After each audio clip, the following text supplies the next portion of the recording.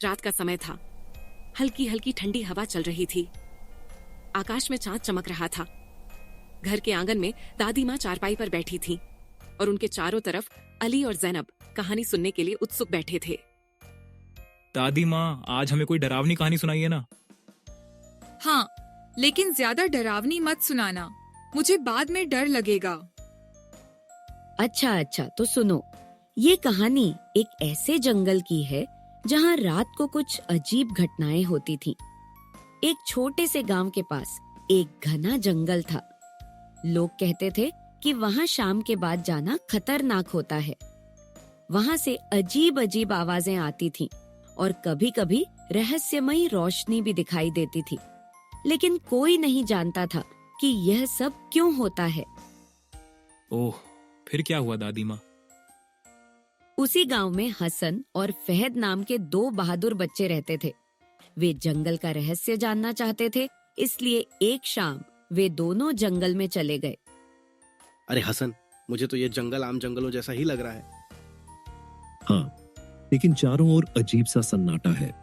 जैसे ही वे दोनों जंगल के अंदर पहुंचे, हवा तेज हो गई और पेड़ों की टहनियां एक दूसरे से टकराने लगी। अचानक क्या हुआ? अचानक झाड़ियों के पीछे से किसी के कदमों की आवाज आने लगी। हसन और फहद डर गए, लेकिन उन्होंने हिम्मत करके आगे बढ़ने का फैसला किया। जैसे ही उन्होंने झाड़ियों के पीछे देखा, ओह, वहाँ क्या था? एक लंबी परछाई धीरे धीरे उनकी ओर बढ़ रही थी। उसकी लाल चमकती आंखें, पीला चेहरा और हाथों में पुरानी जंजीरें थीं। तुम यहाँ क्या कर रहे हो? जो भी इस जंगल में आता है वह वापस नहीं जा पाता। अब हम तो बस जंगल के बारे में जानना चाहते थे। हम कुछ गलत नहीं कर रहे हैं। प्रहरी एक पल के लिए चुप हो गया, फिर उसकी आंखों में आंसू आ गए। मैं भी कभी तुम्हारी तरह एक आम बच्ची थी, लेकिन कई साल पहले इस जंगल में रास्ता भटक गई और इस जंगल की रहस्यमयी शक्तियों ने मुझे यहाँ कैद कर लिया। अब मैं इस जंगल की प्रहरी हूँ।